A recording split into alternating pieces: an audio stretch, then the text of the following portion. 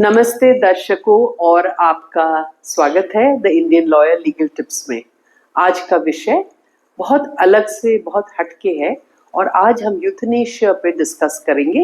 Euthanasia मतलब इच्छाई मृत्यु। 11 मार्च 2026 आज के दिन हम एक ऐसा केस डिस्कस करने वाले हैं जिसमें माँ बाप मजबूर होके सुप्रीम कोर्ट ऑफ इंडिया तक पहुंचे ये रिक्वेस्ट करने के लिए कि हमारा बेटा हरीश राणा जो पिछले 13 साल से वेजिटेटिव कंडीशन में है उसको आप परमिशन दीजिए यूथनेशिया के लिए। हरीश राणा एक 20 साल का इंजीनियरिंग स्टूडेंट अपने हॉस्टल के 4th फ्लोर से गिर गया। गिरने पे उसको ब्रेन में एक्सटेंसिव डैमेज हुआ अपार्ट फ्रॉम फिजिकल इंजरीज। उस इंसिडेंट के बाद पिछले 13 साल से वो बच्चा एक हॉस्पिटल में पड़ा हुआ है जहां वो एक वेजिटेटिव कंडीशन में है। ना वो किसी को सुन सकता है, ना वो किसी को देख सकता है, ना उसके बदन में कोई मूवमेंट है। डॉक्टर्स कहते हैं कोई चांस नहीं है कि ये बच्चा बचेगा। लेकिन हरीश राणा के पेरेंट्स ने पिछले 13 साल हर चीज किया है जिससे उनके बेटे का कोई रिकवरी हो।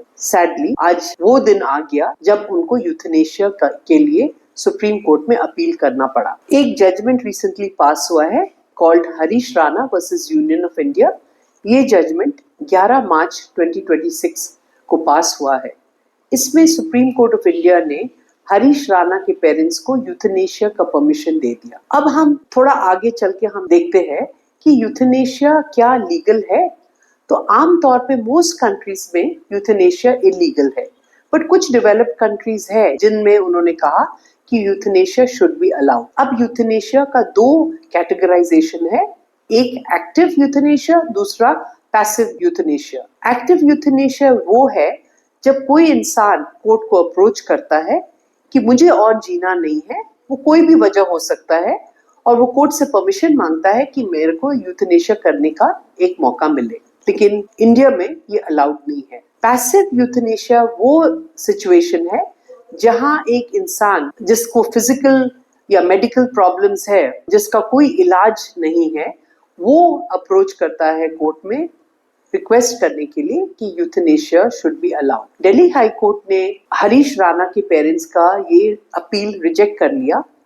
उनका ये ओपिनियन था कि यूथनेशिया इंडिया में तब अलाउड है अगर मेडिकल ट्रीटमेंट हो रहा हो और वो असफल है। बट इस पर्टिकुलर केस में दिल्ली हाई कोर्ट का ये ओपिनियन था कि ट्रैक्योस्टोमी ट्यूब और पीईजी ट्यूब जिससे आर्टिफिशियल फीडिंग और ऑक्सीजन वगैरह दिया गया था does not come within the definition of medical treatment, और इस वजह से उन्होंने रिजेक्ट किया।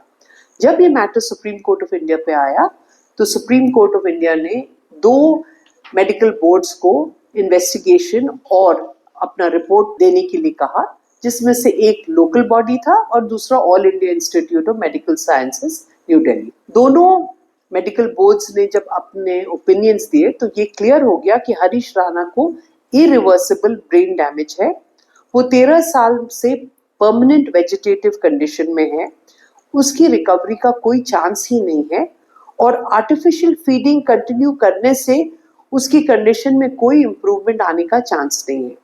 ये सुनने के बाद सुप्रीम कोर्ट ने कहा कि मेडिकल ट्यूब के थ्रू आर्टिफिशियल फीडिंग और ऑक्सीजन बेसिक केयर के डेफिनेशन में नहीं आता है, वो मेडिकल ट्रीटमेंट ही माना जाएगा।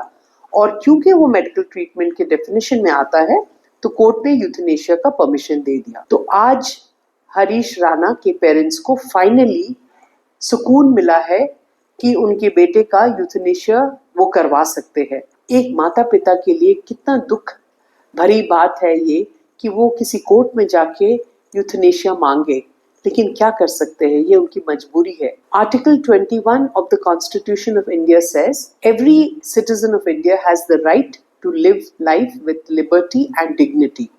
आज हरीश राणा के लिए ये डिग्निटी उसके यूथनेशिया रिक्वेस्ट एक्सेप्ट करने में ही है।